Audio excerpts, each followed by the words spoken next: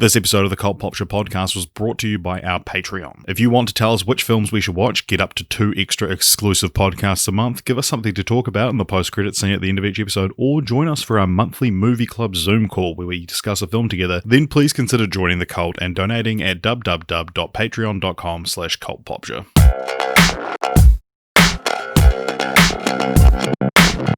Hey, sports fans. Whoa, hello. Hey, everybody, welcome to the Cult Pop Show podcast. Richard and I are in the same room together. Hello. Just going to adjust my microphone. Yeah, look, we're touching right now. Touch me. No. Touch me. They don't need to know that we actually didn't touch. Well, hey, Merry Christmas for yesterday. Yeah, for yesterday. And for a few days ago. And for a year from now. We're of course in our Christmas holiday break here in New Zealand, which is why Richard and I are in the same city for the first time in a long time. Wow. I was here like 3 weeks ago. Yeah, that's true.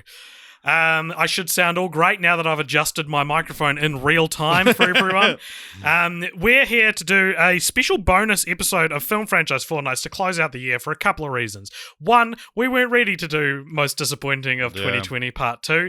And two, having just done the Muppets movies, both non-theatrical and theatrical for Film Franchise Fortnights, even though the relationship between the Muppets and Sesame Street is a bit complicated, it didn't feel right to not talk about the two Sesame Street movies.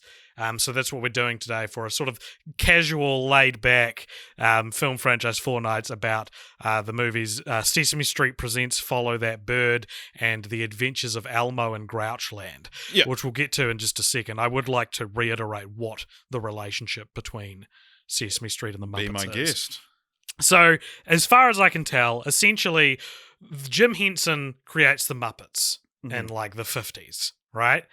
Sesame Street gets made also in the 50s or the 60s, right? 69 was the debut of the Muppet Show, of Sesame Street. Okay, there you go. And they were like, we need puppets. Jim Henson, who runs his company, the Muppets, is like, I have puppets that we can use. They're called the Muppets, right? And this is why you get people like Kermit the Frog in Sesame Street sketches. I think, you're not entirely correct there. So Sesame Street predates the Muppets. Yes. Well, it predates the show, the Muppets. Well, but the idea, puppets made by the Jim Henson Company are called Muppets. Yes. So that's just like what they're called. Yes. And then there's a troupe of famous Muppets who call themselves the Muppets. Yes. And so that's essentially it. It's like the characters on Sesame Street are Muppets, but they're not members of the Muppets. Yes. It's like, it's like if we went on tour as the New Zealanders. Right. And it's like, or the Kiwis. It's like, everyone from New Zealand is a Kiwi. We're just calling ourselves the Kiwis. Yes. I think it wouldn't be wrong to say the Muppets and Sesame Street take place in the same fictional universe.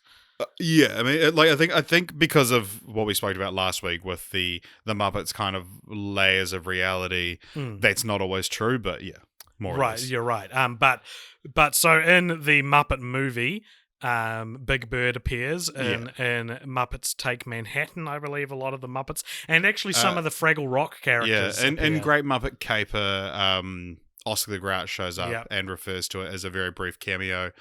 The primary difference between the two as well is the age demographic. Sesame Street is very much a kids show, and the Muppet Show is kind of like a precursor to something like The Simpsons, I guess. That it's like using a medium traditionally reserved for kids shows and doing more kind of adult things with it, but not in the same way that like Rick and Morty does, where it's like you wouldn't let your kids watch this.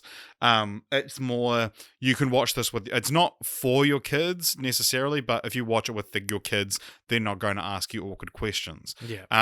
Whereas Sesame Street is like, this is primarily for children's education. Yeah. And so I guess with the amount of cameos that we get, and there is a Kermit the Frog cameo and Follow That Bird as well. Because he was a Sesame Street character first. Right, which is why I feel like our comprehensive coverage of the Muppet movie universe should probably include the Sesame Street. But it's also primarily the thing about us not having time. Yes, which we had time to do now. So we thought it'd be fun to do. So I'd never seen Follow That Bird, but I'd seen Elmo and Grouchland years and years ago. Yeah. And because this is a casual, laid-back podcast, I wish I had like a beer to crack open, but I don't. Do you know, you guys a bottle of absinthe downstairs. That's true. Do you want some absinthe while we talk about Sesame Street? Yeah, just sipping on. We're covering one movie each. We're like emceeing the show for one movie each. Yeah. So you're starting with Follow That Bird. 1985's Sesame Street presents Follow That Bird. Okay, so AJ, what's Follow That Bird about? Well, this is Big Bird's big movie. This is Big Bird. He lives on Sesame Street again, just like with the Muppets. We're presuming a base knowledge of Sesame Street as we go into this. I'm hoping you can tell me how to get there. Well, do they tell you how to get there in the song? I don't think they do. They just ask. Yeah, I guess not. It's one of life's great mysteries. Yeah. Can you tell me, not where is Sesame Street, can you tell me how to get there? Well, the answer is no. The answer is no. There is a social worker social workers like company of birds. Yeah. So they're Muppet birds. One of them's a social worker named Miss Finch. And she learns that Big Bird lives by himself in Sesame Street. And so she goes there to de-home him and basically say, because you're a bird and you don't have a family, you need to go live with a bird family. So she sends him to go live with the dodos. The dodos aren't like Dursley bad, but they're just weird. They're incompetent. And Big Bird doesn't really like them. So he decides to walk back to Sesame Street, which he approximates will only take 3 hours because it was an hour's plane flight to get to the place. Because where does he get sent to? It's Minnesota, I think. No, it's not. It's Missouri? Like Iowa? Oh, yeah. Yeah, it's Iowa. Oregon? Yeah, somewhere like that. Whereas Sesame Street is in New York. Yeah. And so Big Bird decides he's going to walk home. He is then pursued by Miss Finch. He is also pursued by Illinois. He is also pursued by a gang of circus people. Freaks? Well, no, they're not freaks. They want to get him because he is a freak. Because he's a big bird. He's a big bird, I'll say it. He's a freak. He is. While also the main characters from Sesame Street, not just Cookie Monster and who else? The Count. And Oscar the Grouch. And Oscar the Grouch, but also the human characters of Sesame Street are looking for him the other way, thinking that if they go certain routes, they're bound to run into him. Because there's only a few ways he can walk, so they'll run into it at some point. He ends up getting captured by the circus where he turns blue. Turns into a blue bird. He gets painted blue. Does he? Yeah. I missed that. I thought he turned blue. This is really interesting, and we'll come back to this. And the people from Sesame Street sort of find him, and he escapes with them. And then the social worker turns up, and he's like, "No, this is my family. This is a family. It's okay that we're mixing races." Yeah. And the social worker's like, "Well, I never thought of that, but I guess." So. You'd never seen this movie? You didn't no, I knew it existed because when we were putting together the franchise list in 2016 and we put down the Muppet movies, I remember thinking, I know there's Elmo and Grouchland, and looked up to see if there were any more, finding Follow That Bird. And when Big Bird appears in the Muppet movie during the Moving Right Along song, when I first saw that, I actually incorrectly believed that was a direct crossover with Follow That Bird, and they've intercepted his journey, and that when you go and watch Follow That Bird, you'll see that scene from Big Bird's perspective. It's not. That's actually Big Bird going to break into public television. Yeah. So my knowledge of this film came from when I was very young, my memory. Pre-COVID. My sister watched this film just one day, and I think she must have been like 5, so I would have been like 2. Because it gets quite sad in some parts, especially when Big Bird ends up blue, that she bawled her eyes out, was like traumatized by this film. And so it was like a running joke in my family for 25 years that this movie Follow That Bird is one of the most emotionally damaging things to happen to my family, well, to my sister at least. And Yeah, so it was like this thing of like, have you mentioned Follow That Bird? It's like, no, like how often did it get mentioned? Oh, constantly. No, it's just like it would just come up and we'd joke about Follow That Bird. But we also had one, those the books with the golden spine, the golden spine books, yeah. The little golden book, I think. Yeah. And we had the novelization, I say, of Follow That Bird, but it was the novelization of it. But it's like it's like a dozen pages long and it only covers one part of I think it's when he's at the farm. Right. It just covers that part. But the one thing I knew about this film from like talking about like what made it so sad is that Big Bird is so sad he turns blue. And I was told, and because I watched this with my mum and my sister, because being down in Crush, I was like, I need to watch Follow That Bird for the podcast. And they're like, no. But come on. Sorry, mate. AJ's dropped his phone, which I can see because I'm right here. But yeah, so the whole thing is that they've captured Big Bird, the bad guys, and they say, oh, what are we going to do? Everyone's looking for an 8-foot tall yellow bird.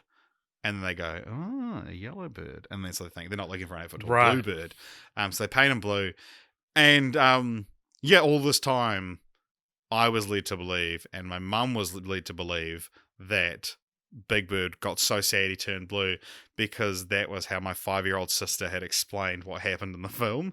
He's so sad he turned blue. And so she thought that something actually happened where he was so blue emotionally that he physically turned blue.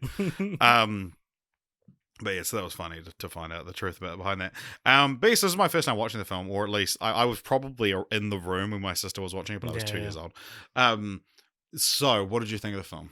I think by and large, it's like, it's the Muppets. I'm going to enjoy it. And it's Sesame Street, which has a sweetness to it that I think can be enjoyed at any age. Yeah, but it is still not as strong as any of the Muppets. I didn't think so. But that also comes from the demographic thing. Yeah, but I also thought on that demographic thing, I wonder if the Sesame Street ethos doesn't work in feature length, because a feature like the TV show is like, you've got to learn how to say your ABCs, and it's like that's the thing. It's not adventures, and when you do Follow That Bird, and you've got to create a storyline to it, I think this film, for a film that is a Sesame Street film, it has some pretty troubling messages for children. Right, like it's okay to jump out of a moving vehicle. It's okay to jump out of a moving vehicle. That's crazy. Big Bird says it's not, and he's given explicit permission. Yeah, which is, I guess, them trying their way around it, because when they rescue him, he has to jump out of the trailer onto the car. And it's like it's a scene from an action movie, but it's with Big Bird, which is like all these things work except for when you realize and you remember Sesame Street's social responsibility as like educational television. And because like the thing about like educational television, especially like of this kind, and like Blue's Clues, I remember when I was a kid that they would play the same episode of Blue's Clues every morning for 5 days, and they would play a thing that's like kids learn from repetition. So we're playing it like this is the 4th time we're playing this episode this week, which when you were like you'd grown up out of needing repetition was infuriating. Yes, man. The only time I ever saw Blue's Clues was when I'd grown out of that stage. But so it's like when you can just do a whole segment on like, pause Sesame Street, we're just going to talk about the letter B and what that means.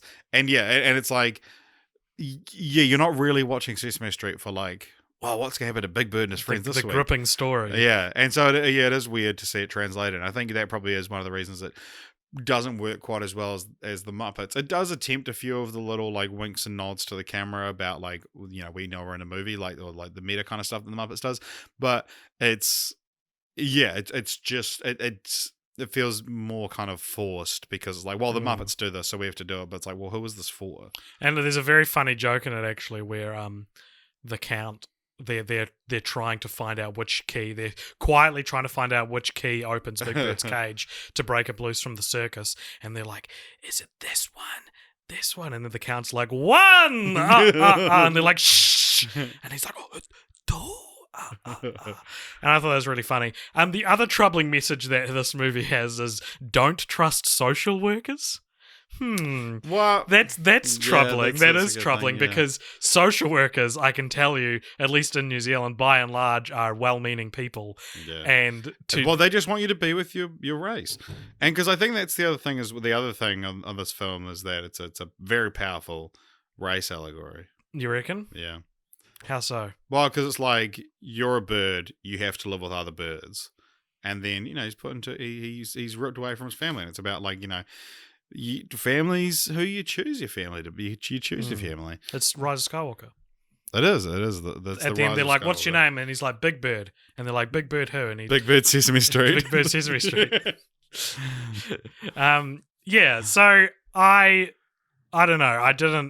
I didn't enjoy this. It was kind of a struggle to get through, but mainly because it's like preschool aimed more than anything else. What do you think it has a Rotten Tomatoes? 72. You're way off, mate. Now it has 92. Right. Yeah. It generally got pretty good reviews. It's considered a box office disappointment. It made $13.9 million. Very, very low. But that's because $13.9 million. It opened the same weekend as Fright Night. Yeah. We've seen that movie. Which I presume wouldn't have much crossover of audience. But it also received stiff competition from Mad Max Beyond Thunderdome and Back to the Future.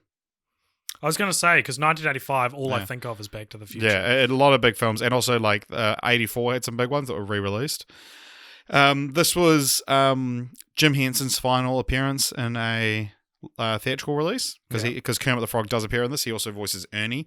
Kermit the Frog, when Big Bird goes missing from the Dodo family, Kermit the Frog is the reporter on the ground.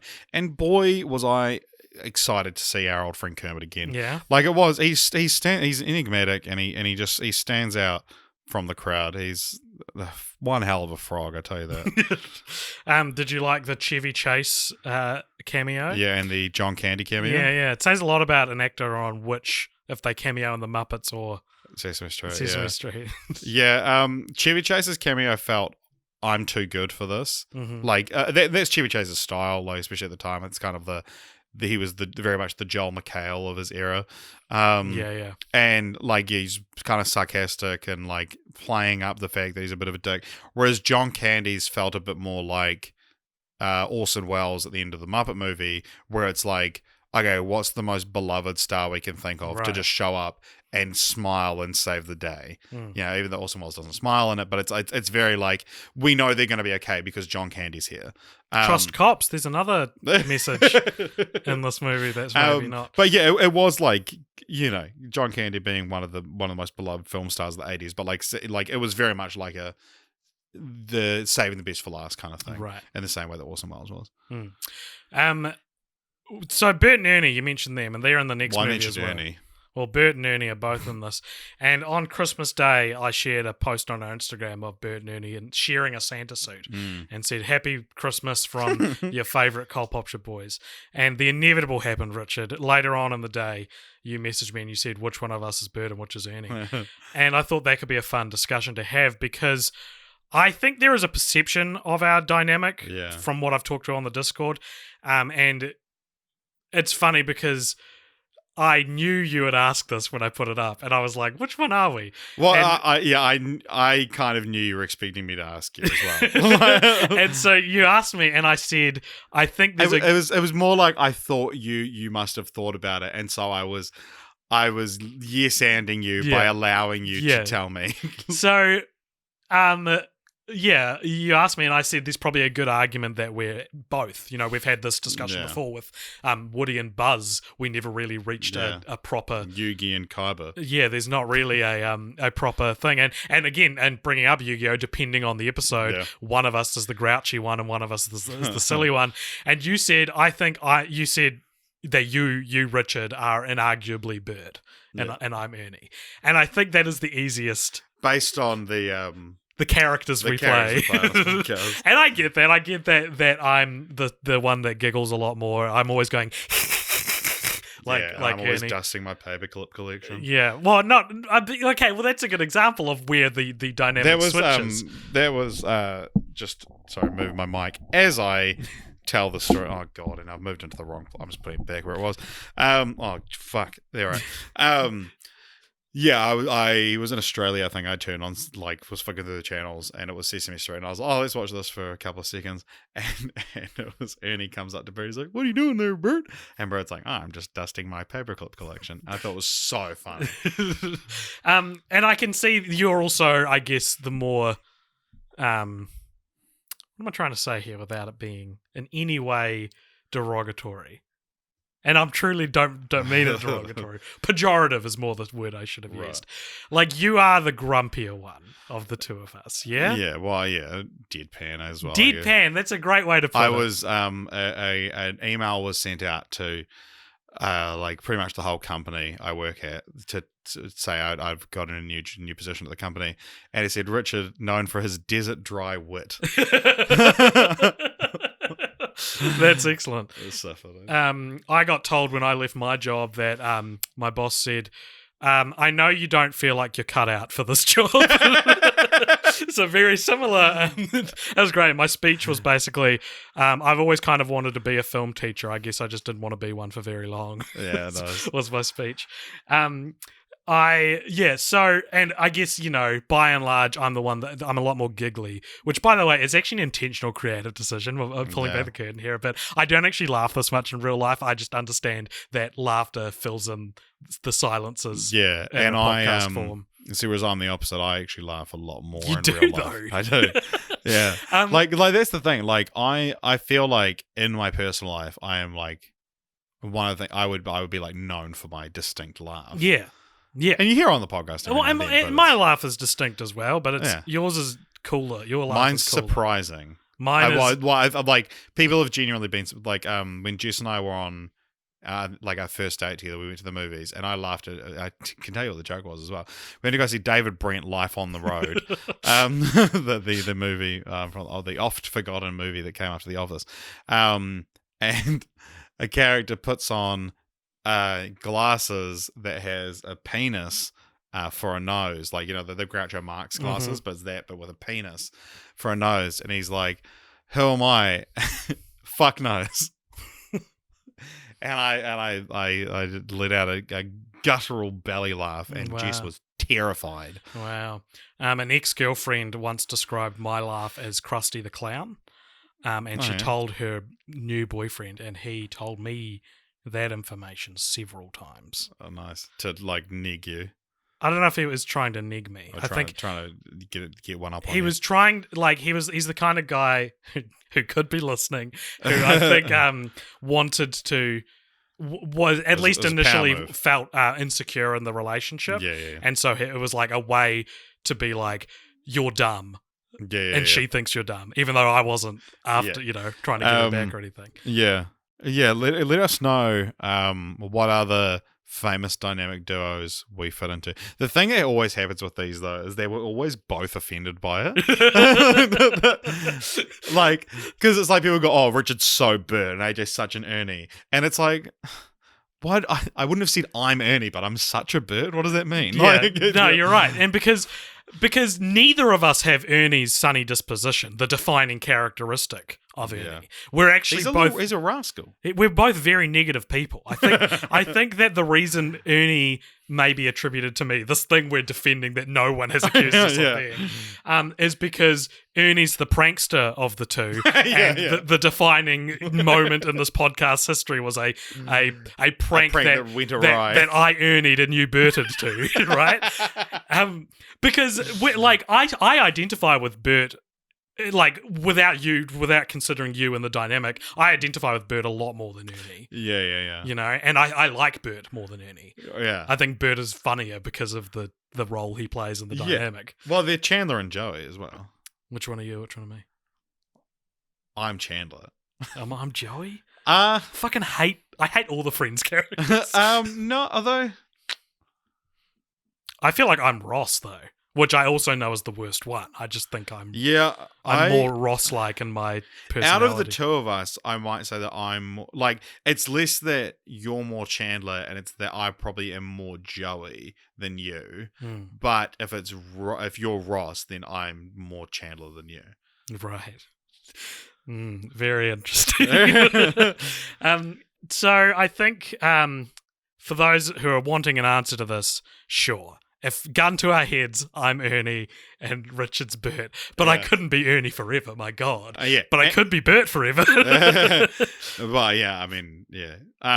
But yeah, like if you were to say to someone, oh, choose a random episode of the podcast and tell me which one is which, and they choose Yu-Gi-Oh, they'll be like, oh yeah, Richard's the fun-loving one. Yeah, exactly. Which I actually don't. I hate fun. And like to describe me in any circumstance as fun-loving is feels like an inaccurate. Oh God, yeah. This is all to say that we're both Bert. We're actually both more Eeyore from Winnie the Pooh, I think. Yeah. And that we're both miserable people.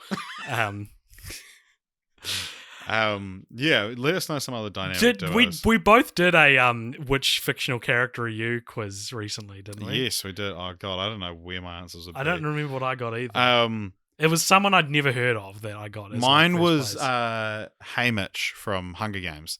And it's like this really interesting quiz. It's like, you know, you do the Myers-Briggs personality test, which gives you like ENTP, the full letter thing. Yeah. But it tells you like what fictional characters you're most like. And my top one was Haymitch from the Hunger Games. Up top, like Hugh House, Jeff Winger. These are all pretty accurate though. Yeah. Whereas I got things like Nick from New Girl. I got Hurley. I got Bubbles from The Wire. Who's a homeless I remember drug when addict. you sent me the list, I remember thinking like the defining characteristic of all these people is that they don't have their life together. They're down on their luck losers was all the ones I got. Which isn't, again, inaccurate to me, but you would never describe Ernie as a down on his luck loser. Which Muppet or Sesame Street character is a down on their luck loser? Do you know who we are? Who? Statler and Waldorf. Yeah, we talked about that. Didn't we talk about that last probably. week? We're Statler and Waldorf because we're movie podcasters, but like excluding them, I feel like maybe I'm more Fozzie than anyone else. Right, yeah. Like my heart, I'm a Kermit at heart, but I'm outwardly too cynical and obnoxious to be a Kermit. I found my thing. So Haymitch Abernathy, Stephen Hyde from that 70s show. Dr. Cox from Scrubs, House, Jeff Winger, Rick Sanchez, Jack Donaghy. You fucking Rick. You are Rick, aren't you? Berta from 2.5 Men. Who else is in here? There's a bunch of people. Rust from True Detective. Dr. Ian Malcolm. April Ludgate. Bunch of, sarcastic assholes. You got Rust from True Detective. Yeah. But then I did it again. I think because it's like, you can do it again, but like with more questions. And I got David Levinson from Independence Day. That's Jeff Goldblum's character, right? Okay. I haven't seen Independence Day.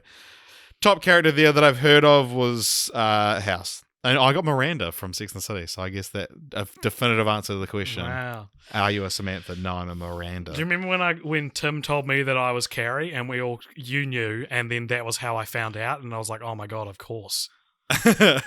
Like I'd never given myself. I'd written off Carrie. I was like, oh, I'm not Carrie, so I must. Yeah, well, you have pretty severe protagonist syndrome. I don't. I think that's a good perception of me. I don't know if it's entirely accurate. Well, I mean, you did write and direct a pilot about your life. Yeah, but hasn't everyone? I feel more like a background character in a sitcom, like a recurring background character who's just a two-dimensional joke. I don't know, probably one of my flatmates, I imagine. Oh, okay, not me. Well, I mean, you're the sitcom of my flatmate. My flatmate's the main character. Yeah. I'm not even talking about a specific flatmate. I'm just saying, someone in my life is probably more the main character. Right. Well, or maybe, I when we lived together, I was the main character, and now I've spun off, or you've spun off. So yeah, maybe you don't have protagonist, but you've failed spin-off syndrome. Yeah. I'm Joey again. Oh my god, Joey again. Ah, that should be your sitcom. Joey again. Joey again. That's what AJ stands for, but backwards. There's that crazy laugh. Hey, let's. I do have a couple of pieces of IMDb trivia. Okay. Some dumb, some not. I do now have to scroll back through my photos because I screenshotted them. So here's fun. Here's one. Here's fun. Mm-hmm.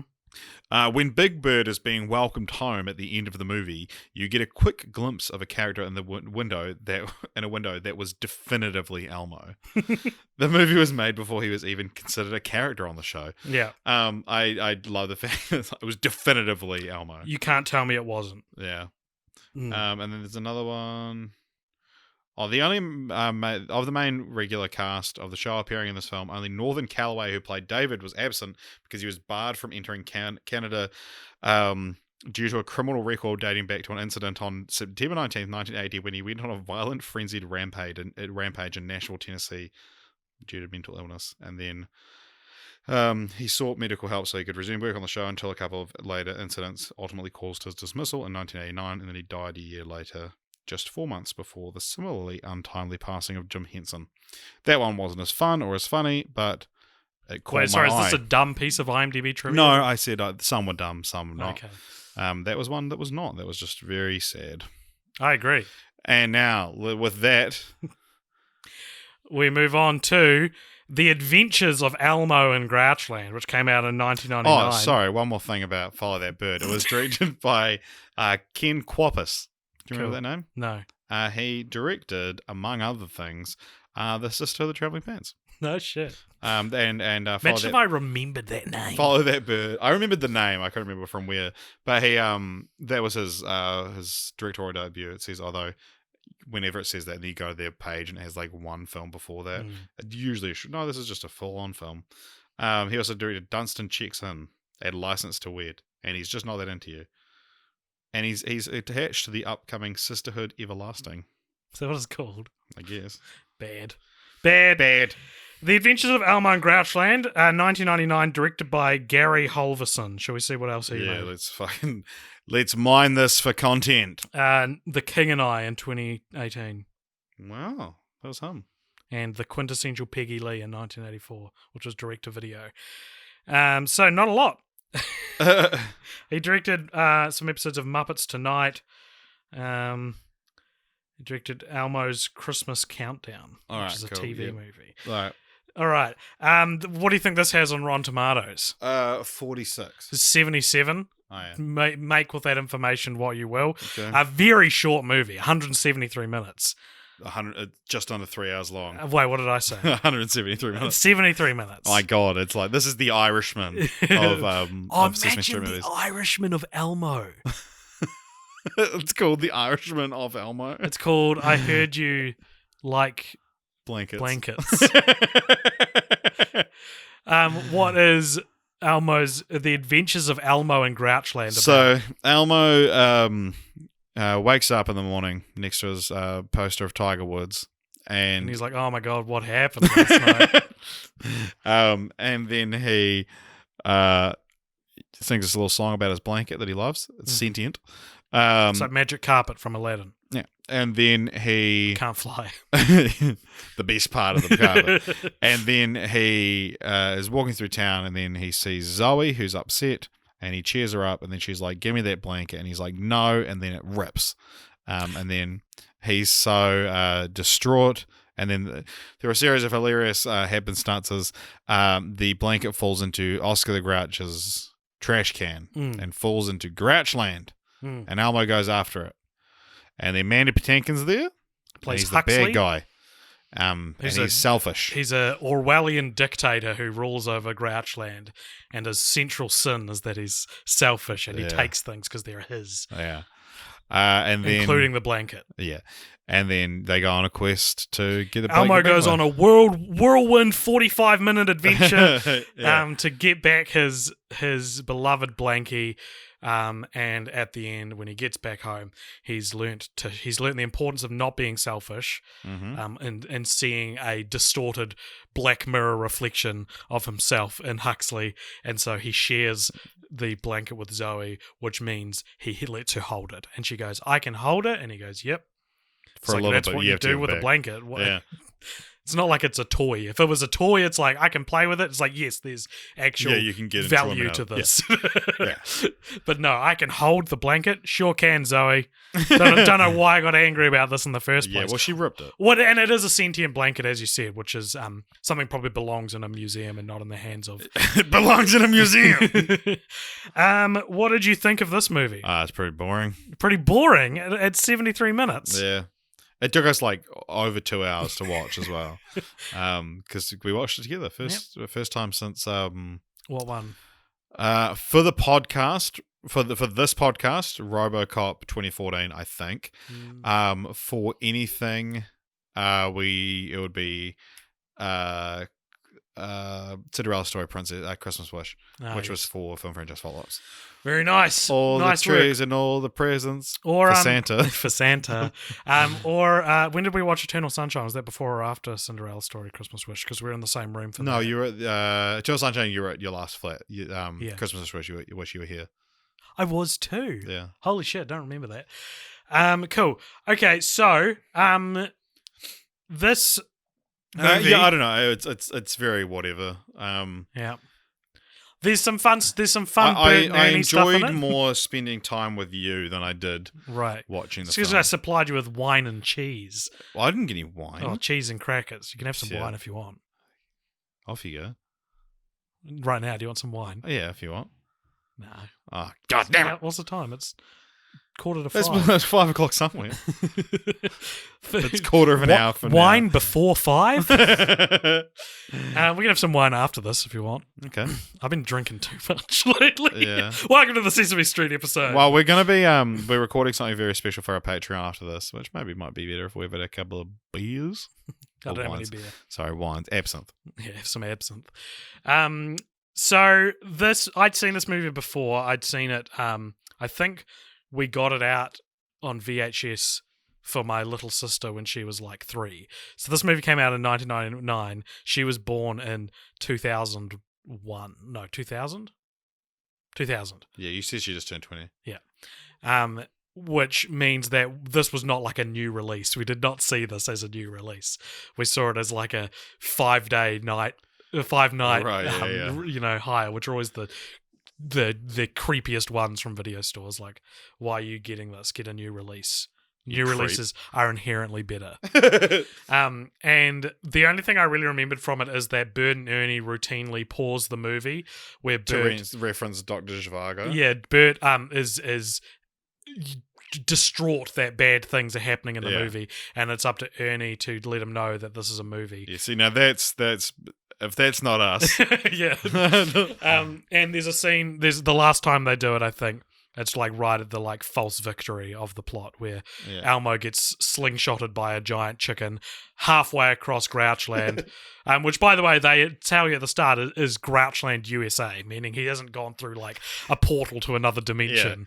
Yeah. He's just in Illinois. Yeah. That would have been a good chance to dunk on a state, but I mean, like Florida. Florida? You reckon Grouchland is in Florida? Well, everyone hates Florida. We've got some fans from Florida. Huh? We've got some fans from Florida. Yeah, but I think they know that. Doesn't everyone hates? That's like a thing. Gas Cadet, is Florida bad? Do you like living there? Tell us on the Discord. Yeah. I don't know. Just like every election, everyone's like, "Oh, fucking hell, Florida! You did it again." And it's so.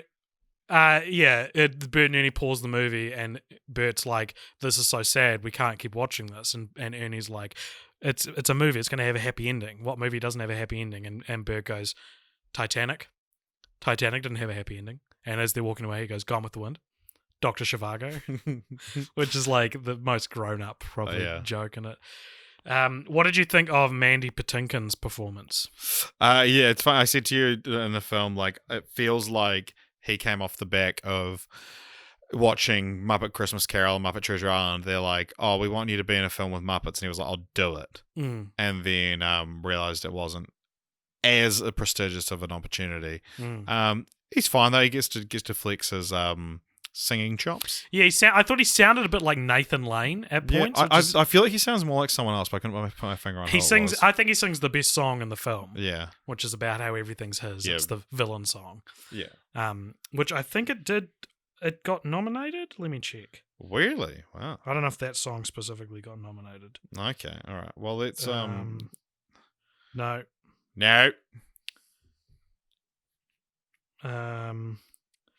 No, it doesn't look like it did. All right. Got it. How do you feel? How long we got? Oh, this is going to be a short little bonus film franchise Fortnights. This one's for kids. Yeah. Yeah, we talked about alcoholism and dunked on our ex's new lovers, but I did all these things. But yeah, I said the F word a couple of times. Did you? Did you? Go get the soap. Did you ever get your mouth washed out with No, soap? it was near. I don't ever remember even being threatened by it. Really? I remember understanding the joke, the inherent joke of getting your mouth washed out. Yeah. Because you got a dirty mouth. I think it happened to me. Damn. Yeah, fucking parents. Oh no! Don't trust your parents, kids. Yeah. So I've got some dumb IMDb trivia for this movie. Okay.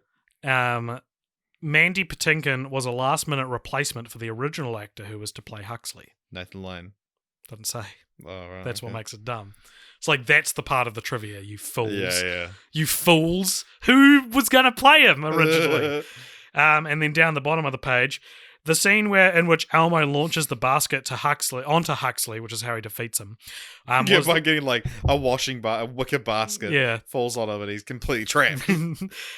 Was the most complicated scene to film. First of all, in order to show Elmo's full body as he fell on the board, they had to use the active Elmo puppet to film in front of a blue screen. Second, the filmmakers, to fabricate Elmo having launched the basket in the air, so the basket had to be dropped from a certain angle. Third, the basket had to land directly on top of Huxley. And then fourth, Huxley had to look suitably frustrated when the basket landed on him.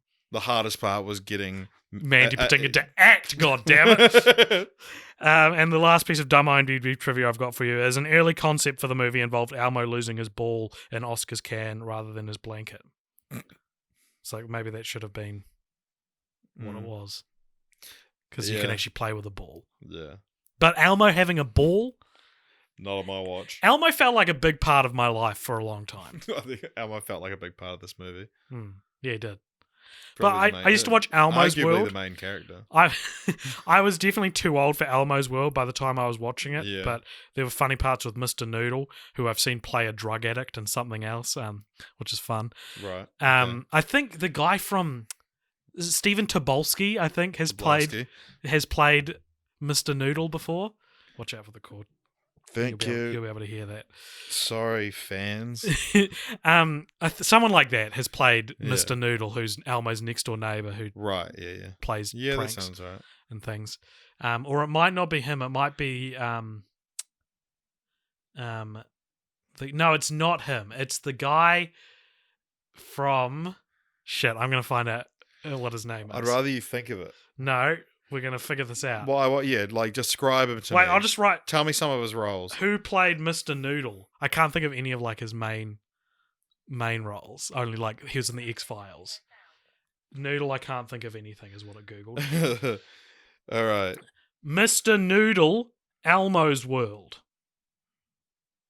According to Wikipedia, Mr. Noodle and his siblings, Mr. Noodle... Bill Irwin. Yep. That's who played him? No, that's one of them.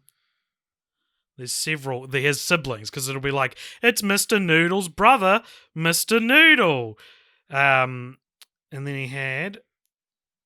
So, Michael Jeter played Mr. Noodle's brother, Mr. Noodle, who was in fucking Earbud. He's the clown in Earbud. Kristen Chenoweth played Mr. Noodle's sister, Ms. Noodle. Daveed Diggs played one of Mr. Noodle's brother. Really? Yeah, Thomas Jefferson from from Hamilton. That's awesome. Maybe Stephen Tobolsky didn't do it. Anyway, this is very good content. Shall we continue that franchise? Continue the franchise, yep. What is your sequel to... what is your new Sesame Street movie? Oh, wait, there are some... Yeah, sorry. Yeah, do you want me to do this? I've got it up. I've got one that won't be on your page, though. All right, okay. But I know what you're going to talk about. What am I going to talk about? You're going to talk about the upcoming Sesame Street movie. I am. Well, you do your stupid one then. It's so stupid. It's so not as good. Oh, really? But it's like, we're comprehensive. Yeah, all right. Are you going to do it? I'm sure I am, dude. Okay, off you go. All right. Elmo's Adventures in Grouchland book series. The film inspired a trilogy of children's books published in 1999 called Happy Grouch Day, The Grouchiest Lovey, and Unwelcome to Grouchland. Nice. Could do them for Continue the Franchise. We could do. So I'm here to talk about... Continue the Franchise, I mean... Film franchise follow-ups. So there is an upcoming Muppet movie set to be released in January of 2022 by Warner Brothers, which would actually make it the next Warner Brothers release to not be straight to HBO Max. You said Muppet movie, you mean Sesame Street? I did say, yeah, I meant Sesame Street. Currently untitled. Looking to star Anne Hathaway. It was supposed to come out like this year or next year, but it, because of her commitments with the Witches, it was delayed, and so it's now supposed to come out. But it was supposed to film earlier this year, but of course, things happened. COVID.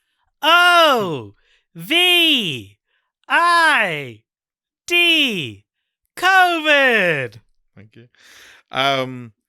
Speaking of COVID, there's a bit in this film in Elmo and Grouchland that you couldn't do. So they talk to the audience throughout it. They're like, "What's like the Door Explorer kind of thing of like, is it over there?" Yeah. And one of the ways that Elmo gets out of one of the many adventures in Grouchland that he has is he meets like the garbage queen, Vanessa Williams. Yeah, and she says the only way she's going to let him go is if he blows 100 raspberries in 30 seconds, which a Muppet, let alone a human, cannot do. Yeah, and the raspberry be like... And so Elmo then turns to the camera and says, "Hey, children in the audience, start just fucking spitting everywhere in the audience," and he's talking to a movie theater because... Yeah.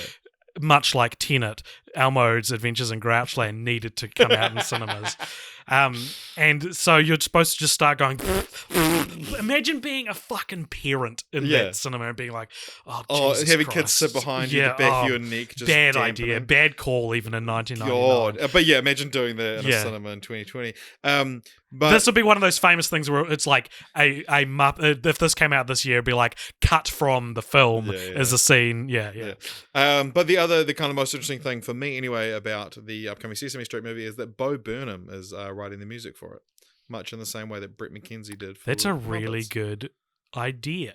That's a good idea. And it's not an idea, it's reality. Well, it's a good idea for them to make it reality. Well, okay. I feel like this will be very different to Follow That Bird. I feel like, and it was going to be my continue the franchise before I was like, well, they're already doing it. But essentially like making it more like the Muppets 2011. Because Sesame Street is kind of in a bad ways these days. I mean, like the whole idea of it was that it was on PBS, so it was accessible to everyone. And then it moved to HBO. I guess because it was a risk of being, not being made. So HBO said, well, we'll foot the bill.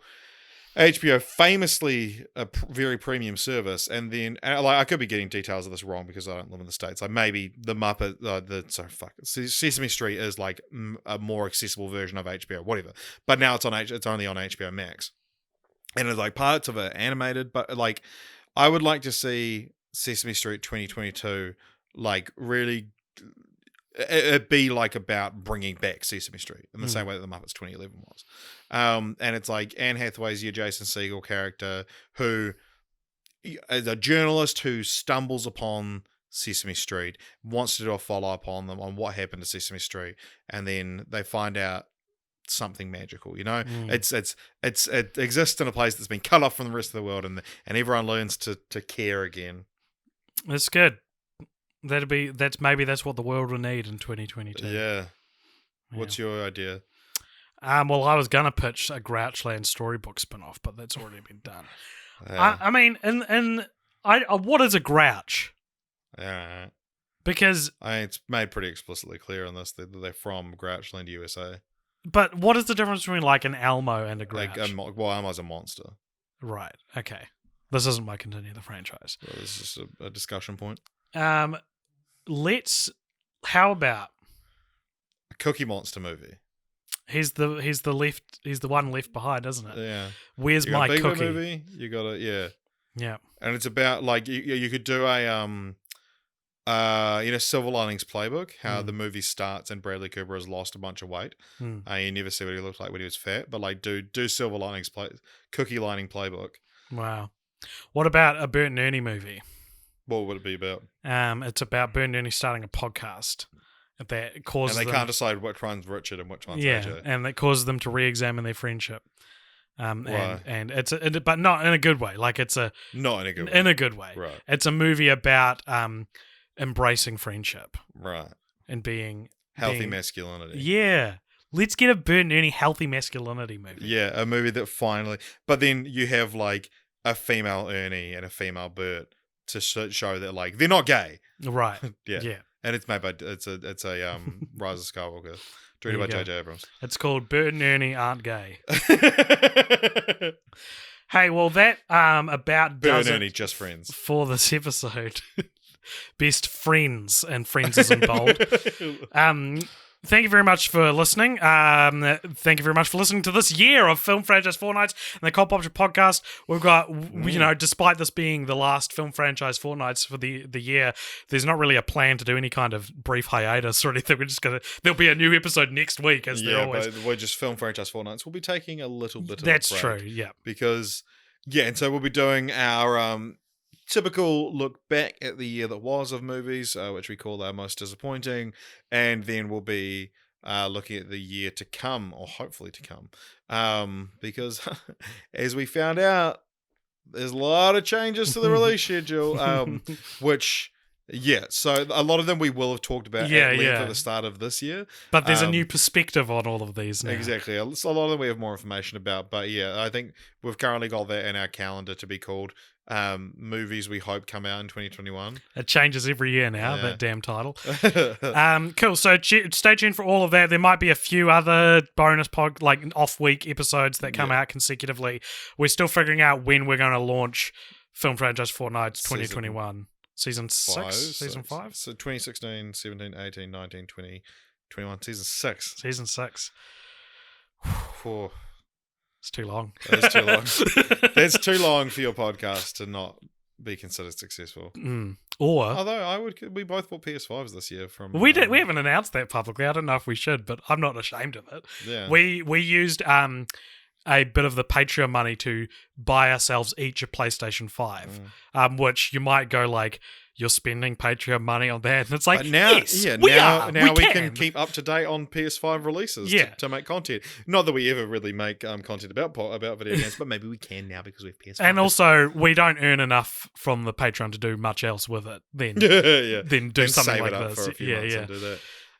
So thank you to all the patrons out there. Thank you so much. Yeah, like generally, because I'm on holiday at the moment. I'm down seeing my family, and it's funny to be like, you're supposed to send to our family. It's like, I've got to go record podcasts with AJ all day. And it's like, I feel like I'm just sitting here, but it's like, I get paid hundreds of dollars to do this. It's true. You do. It's like, I actually, I have a schedule I need to keep. And I have people that rely on me talking about movies. Yeah. And we get paid enough to pay a week's worth of rent each month. And that's okay. And maybe we'll get more. And if you want to actually donate, you can join the Patreon yourself. You can donate as little as $1 a month, which is such a minuscule amount of money that I don't even notice it. I don't really understand why someone wouldn't do that if they were a fan. Yeah. Just calling them out. Barrel. That's over at... That's over at patreon.com/cultpopture, where you can donate there. There's also... So for $1 a month, you get to suggest every second franchise. And because we're taking a break in January, there'll be something else. So what it is it's you get podcasts early. And when you can't vote, you get podcasts Although early. we do have something that will come out in January for all patrons, including $1 tiers. Do we? Yeah. We're about to record that thing. Well, I mean, that'll probably go just on YouTube, won't it? I mean, maybe we'll do it on Patreon It's for the patrons, but it's like maybe we'll put it on Patreon for like a week and then release it. Okay, that's a good idea. So yeah, that'll be there. And for $5, you get an extra podcast where we talk about film franchise follow up. So we follow up a film franchise we've done with a new piece of content or a new piece of media. So it could be something that's been released since we recorded the podcast on it, or it's like you just talked about in with this one where Elmo and Grouchland had a book trilogy spin-off. That we cover things like that, extra media that aren't films. Yep. And you also get ad-free podcasts. You get them a few hours early on $5, and you also get to give us a post-credits scene topic, which we'll talk about more and actually just literally do in a little bit, which is at the end of each episode after the music that you're probably hearing now if we finish very quickly after this. Well, we've talked about the $10 tier. $10 tier, which is another podcast called Generic Movie Podcast where we talk about a movie that you have suggested and voted on. And each tier gives you the benefits of the tiers below it as well. And then there's now, recently as of this year, there's also a $15 tier, which is where you get to join us in discussing one of the classics in our cult classic movie club, if you want to test the waters of that, see if it's worth donating, check out Cult Popture 2. Yes, TOO exclamation mark. Our second YouTube channel, where we put things like the podcast you're listening to right now, and the cult classic movie club, and that thing we talked about will probably go on there. And so what that is an experimental podcast where anyone who has the link can join it. I think the most we've had so far is 8 people on one podcast. It was too many for me to be able to see in one screen because I was recording on my phone and I had to keep swiping depending on who was talking. Nice. So join all of that. There's also $1,000. We didn't talk about $1,000 here. And no one's ever bought it, in case you're wondering. And if you want to support Cult Popture as you have been doing this whole year, we're on Facebook, Instagram, YouTube, Twitter, all over the place. Just look up Cult Popture and just click follow, like, subscribe, in whatever social media. Look up Cult Popture and you'll find AJ's address. Not anymore. So it was actually my parents' address, and I quickly fixed that. And stay tuned for the post-credit scene coming up right now. And Merry Christmas, Happy New Year. I am a little choked up at all the support we've got. The Discord as well. Join the Discord. Join the Discord if you want to chat to us like real people. It's a great time, and we're all ready to jump back into it next year. So we'll see you later. Bye. La la la la la la la la. Best joke in Big Bird's Follow That Big Bird is when he's walking along and it's just a shot of his feet and he's like la la la la la la la la la la, and then it fades to like sometime later and he's walking very slowly going la la la. I thought that was a great one for the parents. Alright, see you later everybody. Alright, welcome to the Patreon post-credit scene. You can't tell, but there was nigh a second of delay between the end of the episode and this. And today we're going to be doing a post-credit scene, which is if you donate $5 or more to our Patreon, which we just spent an exorbitant amount of time talking about, you can give us something to talk about in our post-credit scene. And this post-credit scene comes to us from Josh Monson. And he says... and I'm reading this on my phone, which makes it a lot more difficult than you might think. What a movie you thought... Fuck. If you tap on it, it should show the whole message, right? Or if you go to edit it. Oh, no. Okay. What's a movie you thought was great growing up and then later realised it was bad? He then goes on to say, I had so much fun with Batman and Robin, I think he's saying. Only on DVD, I would make my family watch it with me. Now I know the depths of their love for me. That was fun to read like that. So, Josh, I don't have a lot of... We were talking about these in my office the other day, and I don't have a lot of stories like this, where I have like a movie that it's like, oh, I loved this, but now I know it's terrible. Yeah. Do you have any? Well, I mean, I liked Batman and Robin, I guess, but not. There's movies where I'm like, I don't know that I ever thought they were good. I just enjoyed them. Like, I feel like I've been for a lot of my life, have been pretty good at distinguishing. Like, I enjoy this, not this is good. The one kind of thing that springs to mind, and it's not even something I necessarily enjoyed that much, but the Tigger Movie. That's like my parents took us to see that. And I was like just a little bit too old for it, or like I was aging out of it rapidly. As the movie went on, I was aging out of the demographic. But my parents took me to it, and that's like the example they always use of like being made to sit through a kid's film that has nothing for the adults in, you know? And yeah, they mentioned that this week. I've heard them mention that as well. And I've like, how many times will I have talked to your parents? 100? No, like I've probably seen them like 10 times in my life, right? Yeah. And I've heard them talk about the Tigger movie. A movie that's so inoffensive. My mum loves Tigger. Really? Like complete opposite story with the Tigger movie for my family. Well, I think it's just like because they talk about it being like, oh my god, this arduous task sitting through this movie. It's like 64 minutes long or something like that. But yeah, and it's one of those movies like I don't remember particularly liking it or anything like that. My parents could not stand it. I think going a bit further in life, we might have talked about this before. For a long time, two of my favorite movies as an edgy teenager were The Butterfly Effect and The Number 23. The Joel Schumacher, Jim Carrey movie. And within a year after being like, these are my favorite movies, was like, these are pretty bad. I haven't revisited them since knowing that they're bad. Right. But I think you'd never seen The Butterfly Effect. No, I've seen it. Seen it quite a few. You used to have it on DVD. Yeah. I used to quite like that movie as well. But yeah, it's one of those movies that people talk about being really bad. And dope if you're 14. Yeah, my God, the coolest thing ever. Yeah. The kind of other thing that springs to mind in terms of like revisiting and I don't know, is like I'm currently reading Ready Player 2, so this is just at the front of my mind. But I love Ready Player 1, the book. It's bad, but I love it. And while Ready Player 2 is the exact same as the first one. No matter how you felt about the first one, you will feel that again reading the second one.